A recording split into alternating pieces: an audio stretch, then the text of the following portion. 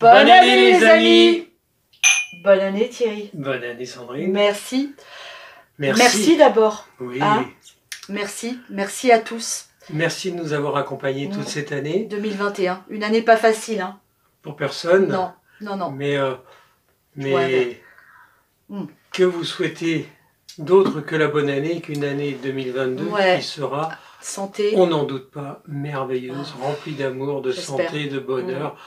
On ne peut pas vous souhaiter le moins et on ne se le souhaite pas non plus d'ailleurs. Non, non. Mais voilà, donc merci de tous vos messages, vraiment. vos soutiens.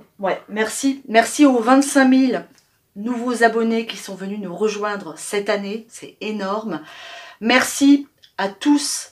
Merci pour les presque, on n'est pas loin des 5 millions de vues sur notre chaîne YouTube pour cette année 2021. Et pour ça, on vous fait à tous et à toutes un gros merci.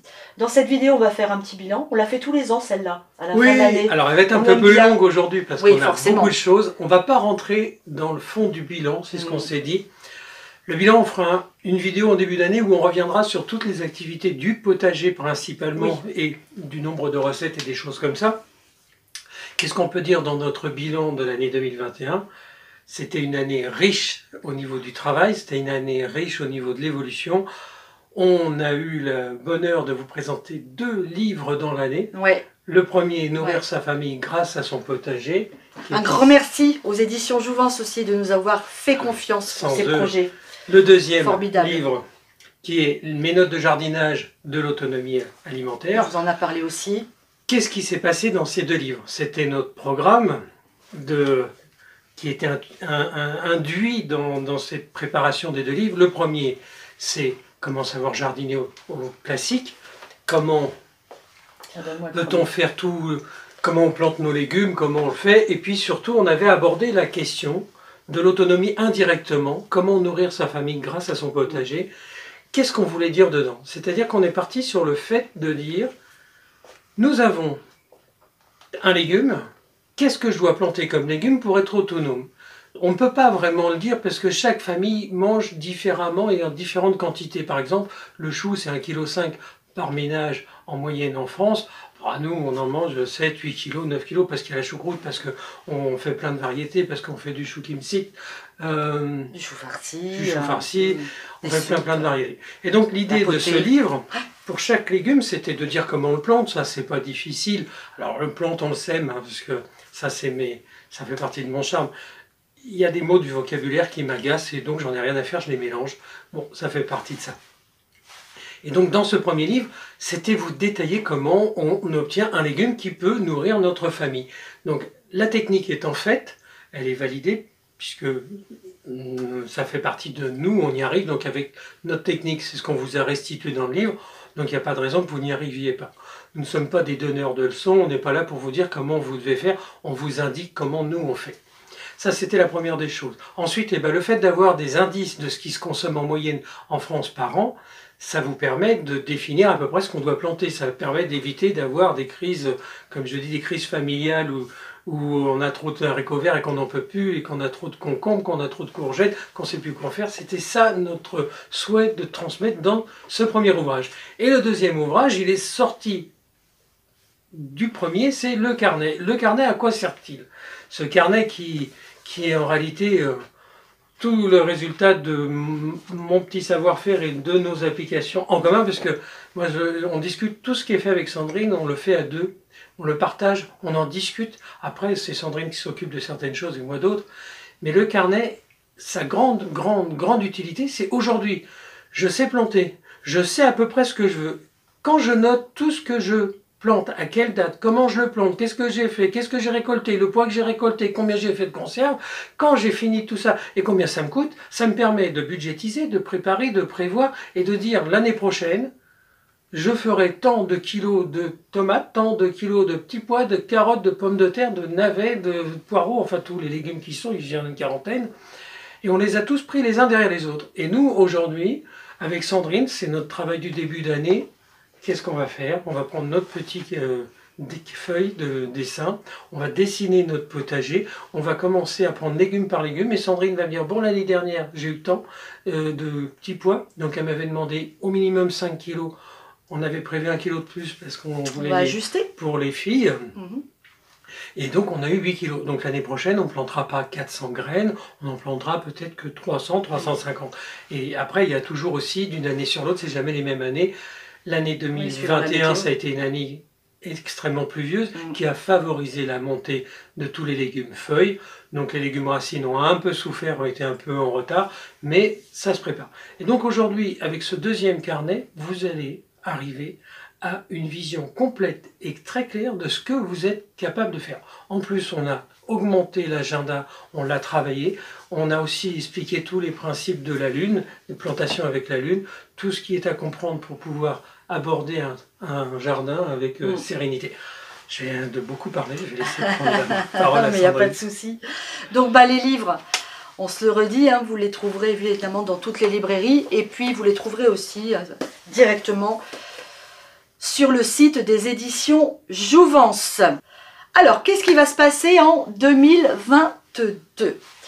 Eh bien, en 2022, il va y avoir un troisième livre. Et oui, les éditions Jouvence nous ont refait confiance et on est parti cette fois-ci dans la continuité de ce qu'on a déjà fait, puisque notre idée à nous, c'est de toujours travailler autour du jardin, de la cuisine, du potager, des conserves.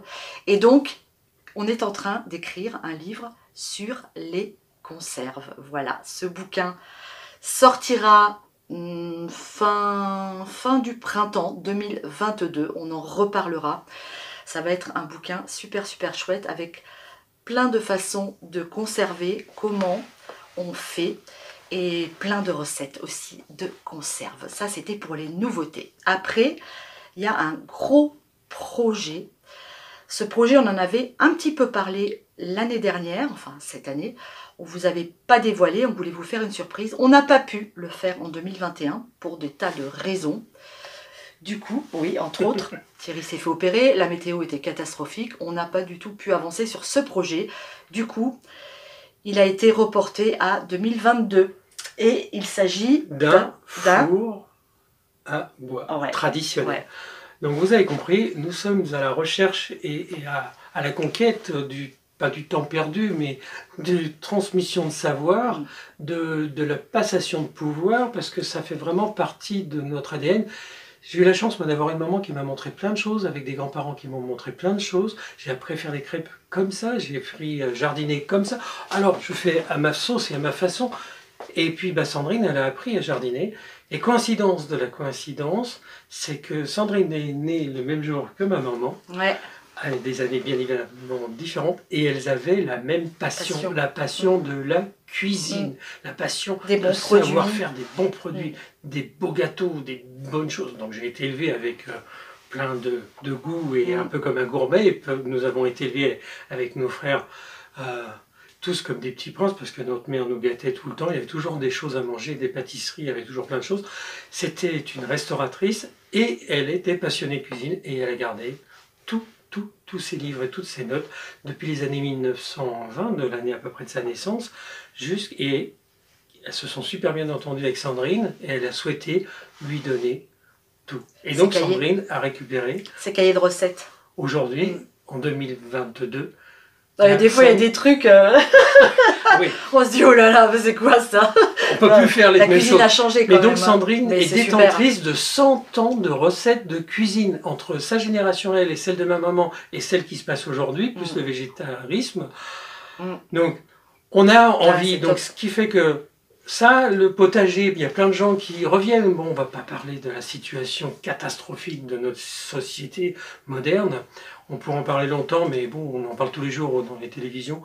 On n'a pas envie de parler de ce sujet-là. Mais ce qu'on sait, c'est qu'il y a plein de gens qui ont un retour à la vie à la campagne. Et donc, notre devoir... Aux choses authentiques. Voilà. Et au savoir-faire des ancêtres. Faire soi-même, on le dit tout le temps, on le répète souvent dans les vidéos. Réapprenez, réinvestissez les éléments, les choses, le jardin, la nature. Réapprenez à faire avec vos mains. On nous a donné 2 mains avec 5 doigts. C'est pour en faire quelque chose, bon sang. Donc c'est hyper important, arrêtez d'aller acheter, de consommer bêtement et d'aller acheter des choses toutes faites par des industriels qui sont là que pour gagner de l'argent et nous empoisonner de surcroît. Aujourd'hui, il n'y a pas que cette réponse-là, il y a aussi une nouveauté, un retour à la terre, un retour à la vie. Au naturel. C'est notre choix, nous. Nous avons décidé de vivre libre. Nous sommes imparfaits, mais nous sommes heureux. Ça, c'était Montaigne qui parlait de ça. Être libre, imparfait et heureux, dans la mesure c'est aussi le but la liberté, de la vie. Oui, voilà. 2021 aura aussi été une année riche en partenariats. Là-dessus, on est vraiment très chanceux. Alors, on choisit nos partenaires. On a énormément de sollicitations, quelquefois très farfelues d'ailleurs, qui n'ont strictement rien à voir avec la cuisine ou le jardin. Donc, celles-là, on les refuse systématiquement. Mais on a été vraiment très chanceux. On a eu de très jolis partenariats. Notamment quand j'ai eu la chance de partir en Alsace à la rencontre d'Olivier Nasty, chef doublement étoilé. C'était vraiment une très très belle aventure humaine. Et puis tous les autres partenaires qui nous ont fait confiance cette année, on les remercie aussi du fond du cœur, puisque tout ça fait partie aujourd'hui de notre travail. En ce qui concerne la communication entre vous et nous, vous avez plusieurs moyens de nous contacter. Il y a évidemment les commentaires sous les vidéos. Vous pouvez laisser des commentaires. Vous savez que on répond toujours, alors parfois avec un peu de décalage parce qu'on a quand même pas mal de boulot. Et puis il y a aussi Facebook sur lequel vous pouvez laisser aussi des messages et Instagram. Ça fait déjà beaucoup, ça fait 3 réseaux sociaux sur lesquels vous pouvez nous contacter. Je précise tout de suite, après je te relaisse la parole, ne m'écrivez pas sur ma boîte mail. C'est une boîte mail professionnelle. Ne laissez pas de message sur cette boîte. Je ne répondrai pas. Voilà ce que j'avais à préciser là-dessus. Alors, c'est simplement pourquoi il y a des orientations. Vous avez aussi Messenger, Sandrine ne l'a pas précisé, même si Messenger, on l'a sur Facebook. Donc vous pouvez aussi nous envoyer des messages sur Messenger. Non, mais donc voilà, on a tous les deux une partage un peu les choses. Et ouais. C'est beaucoup de travail. Donc après, il y a une petite chose aussi. Il y a plein de gens qui nous posent des questions. Là aussi, cette année, on ne répondra pas. C'est-à-dire qu'il y a des gens qui nous disent « Mais vous mettez combien de sucre ?» À partir du moment où, dans la vidéo, il y a eu les informations, alors on vérifie à chaque coup parce qu'on se dit « C'est pas possible. » Je veux dire dans les vidéos de recettes. Dans les vidéos de recettes. Combien vous mettez de sucre? Comment? Si c'est dit et c'est marqué dans la vidéo, je mets les ingrédients. Vous pouvez toujours, quand vous avez le défilement de la vidéo, quand il y a la recette qui sort, vous appuyez sur pause, ça vous permet le temps de recopier. Mais si vous nous écrivez pour nous dire mais combien il y a de sucre alors que ça a été dit même voire 2 fois dans la vidéo, on vous a repéré les zappeurs, ceux qui ne regardent pas les vidéos en entier, qui font comme ça, et du coup après ils nous demandent combien il y a d'ingrédients alors que c'est marqué dans la vidéo. On vous a repéré. Oui, bon, alors voilà. Ça c'est une blague.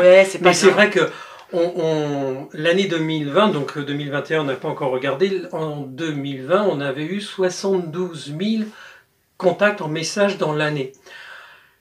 Il est évident que parfois on zappe, et puis ben voilà, donc les messages qui sont... Des fois ça part directement en spam, on les zappe pas ça aussi, par contre, oui, ben ça suivant ce qu'il y a dedans. Des fois ça part en spam alors qu'il n'y a rien dedans. Oui, mais quand il y a quelque chose aussi, pourquoi? Il y a des messages qui sont automatiquement bloqués, et il y a des messages qui partent en spam. Pourquoi? C'est parce que tout ce qui est vulgaire et grossier est automatiquement bloqué. Tout le vocabulaire malsain est automatiquement bloqué.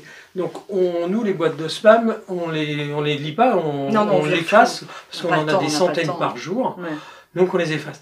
Donc notre communication, elle est ouverte. Il y a plein de gens qui ont des vidéos, qui font des vidéos sur YouTube, qui ne communiquent plus. Nous, c'est vraiment pas notre souhait. Nous souhaitons conserver cette méthode de conversation. Voilà. C'était ce qu'on voulait vous rappeler. Bon, on ne veut pas être désobligeant non plus, mais il faut comprendre que avec 3 à 4 vidéos par semaine, là, à la fin de l'année 2022, on sera pas loin des 1000 vidéos sur la chaîne. Pas loin. Et donc voilà, il faut comprendre aussi qu'on a beaucoup de travail, le jardin, les travaux qui sont ici. Vous voyez, là, on se lance dans l'aventure d'un four à bois. J'ai 3 à 4 mois de travail intensif.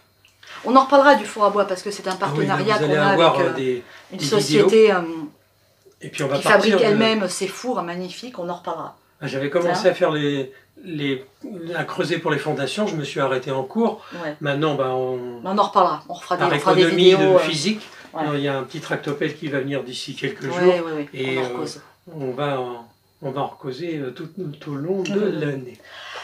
On va maintenant répondre à vos questions, celles que vous nous posez tout au long de l'année. Alors j'ai noté quelques questions parce qu'en fait, très souvent, elles tournent toujours à peu près autour du même sujet. Donc, j'ai fait une synthèse. Donc déjà, d'entrée de jeu, toutes les questions personnelles. Est-ce que vous étiez marié avant? Combien vous avez d'enfants? Même si vous le savez, parce que ça, bon, c'est pas un secret. Je sais pas moi... Est-ce que vous brossez les dents avec du Signal ou du... Ça ne regarde que nous. Donc, on est déjà assez, comment dire, mis en avant avec les réseaux sociaux, dans lesquels on a choisi d'être. Par contre, on n'est pas du tout prêt à raconter notre vie. On fait plein de choses en dehors des vidéos, mais on ne met pas sur les réseaux sociaux. C'est notre vie, c'est personnel, ça regarde nous, notre famille, nos amis. Donc toutes ces questions-là, c'est même pas la peine de les poser, nous n'y répondrons jamais. Voilà, ça c'est fait. Alors ensuite j'ai noté, oui, on nous demande régulièrement quand est-ce que vous faites des lives. Jamais. Ça là, la réponse est simple, jamais. Mais si vous voulez nous voir en live, nous faisons des journées portes ouvertes. Nous n'avons jamais fermé notre porte à qui que ce soit qui se soit présenté ici. Gens qui viennent parfois. Nous essayons de canaliser. On ne peut pas recevoir tout le monde parce que, imaginez-vous qu'on a des dizaines de demandes et que quand on reçoit du monde, c'est en général 2-3 heures, voire 4 heures. Ouais, les gens sont... Et que si on faisait ça tous les jours, on a déjà énormément de travail. On est obligé de faire ça. Mais par contre, on ne refuse pas de recevoir du monde. Donc, il y aura encore cette année une grande journée porte ouverte, au moins une. Voilà, ça répond à une autre question qu'on nous a posée. Voilà, donc c'est pour ça. Donc, mais des lives, jamais. Non. Je trouve ça... Enfin, je ne vais pas dire ce que j'en pense à titre personnel. Bah si, moi je vais le dire. Je vais dire les lives, moi je trouve ça chiant. Très clairement. C'est long. Les gens, ils envoient des questions. Ceux qui font le live ne répondent jamais aux questions parce qu'ils n'ont pas le temps de les voir défiler. Tellement ça va vite. C'est pas synchronisé. Voilà, non, moi je trouve ça pénible. Moi j'aime pas du tout. Hein, donc nous on vous reçoit en direct. Ça s'appelle un live aussi. Voilà, hein, c'est comme à la téloche, comme on dit. Et donc pensez que vous pouvez venir nous voir. Donc effectivement, pas tout le monde, puisqu'il y a des gens qui arrivent de très loin. Cette année, on a eu des gens qui sont venus de l'Est. On attend des personnes qui doivent venir de Suisse. Bon, avec la Covid, c'est un peu difficile, mais dans le respect de toute cette législation sanitaire, on reçoit toujours tout le monde et on est en plein extérieur, donc on est toujours en plein air. Donc ça, c'est fait pour les lives. Une question qu'on me pose souvent à moi, personnellement, quel métier j'ai fait avant? Alors, plein. J'ai fait plein de petits boulots, je ne vais pas tous les énumérer. Beaucoup de boulots qui tournaient autour de la restauration. Le dernier, j'ai eu mon restaurant à moi, vous le savez.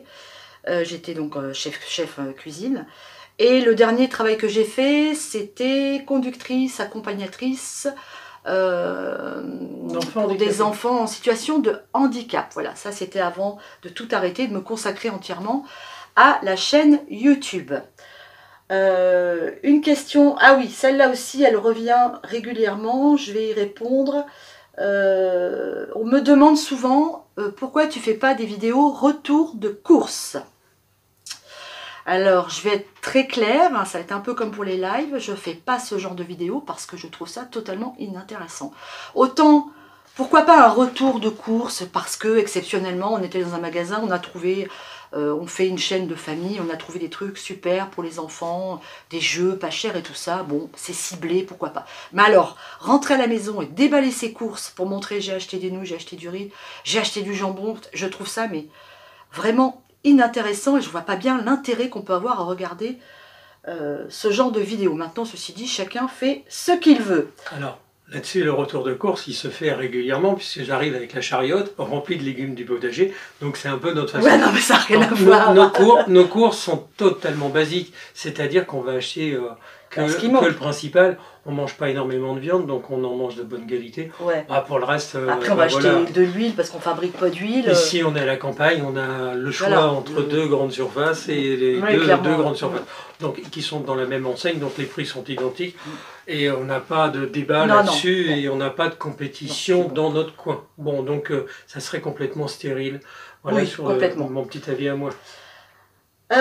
Donc ça on a répondu. Alors une question très intéressante. J'ai eu une question il n'y a pas très longtemps. Puisque vous le savez, nous on a choisi donc d'être autonomes, de travailler pour nous, ici, dans ce lieu, qu'on est en train de déblayer, débroussailler, aménager, organiser. Et une question qui revient souvent, c'est qu'est-ce que vous ferez quand vous serez vieux? Comment vous allez faire pour gérer ça quand vous serez plus capable de faire du jardin, quand vous n'aurez plus la force de tenir une tronçonneuse pendant 3 ou 4 heures par jour? Qu'est-ce que vous ferez? Alors je vais donner ma réponse et Thierry tu donneras la tienne. Moi très clairement, j'ai pas envie de me demander aujourd'hui en 2022, bientôt, qu'est-ce que je vais faire dans 10 ans? En 2052. C'est ça, oui.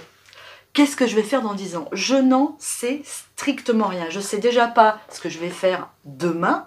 Donc comment voulez-vous que je me projette là-dessus? On vit les choses quotidiennement, au jour le jour. On a fait ce choix parce qu'on était capable de le faire. On s'en sentait physiquement capable, moralement aussi bien sûr. Donc on l'assume quotidiennement. Maintenant la vie va se dérouler, on verra bien ce qu'elle nous réserve et on verra jusqu'à quel âge on est capable de gérer le choix qu'on a fait. Voilà, tout simplement. Alors moi, je vois les choses d'une autre façon. Il se trouve que... Comment ça? Oui, mais sur le fond, on est toujours d'accord, donc il n'y a pas de problème. Les caisses de retraite, ça n'existe pas depuis des milles et des milles. Hein. C'est dans les années 50. Moi, je me rappelle que mon grand-père, qui était paysan, il n'avait pas de caisse de retraite. Et quand on a dit venez cotiser pour la retraite, il a dit mais c'est quoi votre truc? Donc en réalité, c'est les gendarmes qui étaient venus lui ramener son imposition parce qu'ils ne voulaient pas s'inscrire à la retraite. Ils ne voulaient pas cotiser, ouais. Voilà. Ils ne voulaient pas te filer d'argent. Il n'a peut-être pas compris le système. Excusez-moi, mais c'est pas si vieux que ça. C'est excellent. Donc oui, c'était très marrant, mais bon, c'était comme ça à l'époque. C'était une tête de breton, comme on dit. Ouais. Et donc voilà, après... Nous, on est rentré dans le système une grosse partie de notre vie. On a travaillé, on a cotisé, on a été ou salarié. Moi, j'ai été beaucoup indépendant. Bon, les caisses d'indépendants, on ne touchera pas un rond. Donc moi, cotiser, je ne compte pas avec la retraite pour attendre de vivre. Notre choix ici, c'est de faire avec ce qu'on a comme moyen. C'est-à-dire que nous sommes venus nous installer ici en nous disant, plus de crédit. Les enfants sont grands, maintenant ils sont autonomes. Ils ont l'indépendance de... leur majorité et de leur fin d'études. Bon, maintenant, voilà, ils se débrouillent. Nous, on est très modestes et on est venu dans notre petit coin. On est en train de rénover tout ça. C'est un challenge. Et puis, déjà, on a une première maison qui est faite. Et puis, si on doit se contenter de celle-ci, ça sera très bien. On a l'opportunité d'en faire d'autres. Ça fait partie des projets. Est-ce que notre santé nous le permettra? On n'en sait rien, puisque demain, vous avez la Covid, vous cassez votre pipe. Alors, excusez-moi, mais que ce soit en voiture, que ce soit... Donc, il y a plein de mauvaises raisons. Et puis, nous n'avons pas peur. Nous n'avons pas peur de vivre. C'est ce que je vous disais tout à l'heure. Nous sommes libres, imparfaits et heureux. Mais tout ça, ça mène à quoi, au fond de la pensée? C'est que nous n'avons pas peur de vivre. Et c'est vrai que quand on se projette uniquement, et puis je vais vous raconter ma petite blague assez souvent, quand on prend sa voiture et quand on va quelque part, si on se dit je ne vais pas trouver de place, ne partez pas, c'est pas la peine de partir en voyage ou de partir quelque part ou faire des courses si vous dites je ne trouverai pas de place parce que vous vous mettez un frein. Donc nous on ne s'interdit rien. C'est moi j'appelle ça modestement ma philosophie à la place de parking. Donc à partir du moment où quand on se projette d'aller quelque part et qu'on se dit non je ne peux pas y aller parce que je ne trouverai pas de place, ce n'est pas la peine. Donc oui, nous n'avons pas peur et penser que la vieillesse est une chose qui est dangereuse, c'est complètement stupide parce que peut-être qu'on vivra très vieux, peut-être que dans 1 an, 2 ans, 3 ans, on sera malade.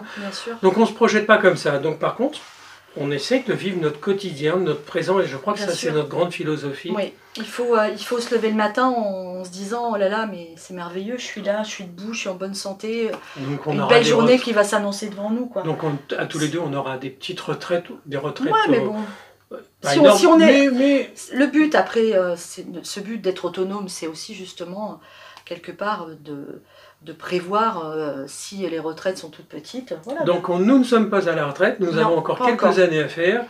Et donc nous vivons aujourd'hui... on vit libre, heureux, et on vit surtout la vie qu'on a choisie. Voilà. Ça, c'est très important. Ce qui nous caractérise aussi, permettez-moi juste de faire un petit peu de philosophie à deux balles, comme on dit, enfin c'est surtout la réflexion, c'est que nous avons toujours une soif d'apprendre, mais pas une soif de savoir. C'est-à-dire que nous n'avons pas la prétention de tout savoir, mais par contre, nous sommes toujours demandeurs et on écoute toujours les gens qui nous amènent des choses.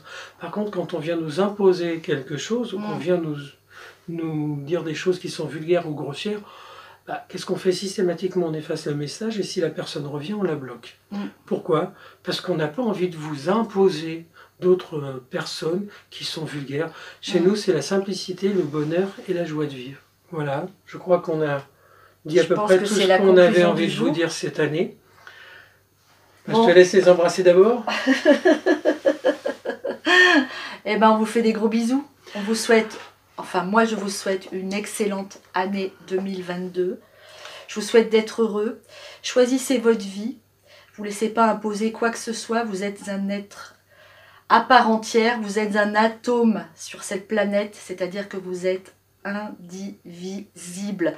Donc, soyez heureux, choisissez votre vie et tout ira bien. Et vous êtes unique si vous êtes un atome.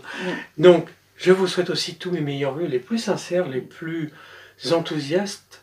Et puis, bah, vivement la nouvelle année pour relancer le jardin. Vous allez en souper parce que j'ai prévu un sacré programme. Alors... Allez, on se quitte là-dessus. À bientôt. On vous embrasse. Ciao.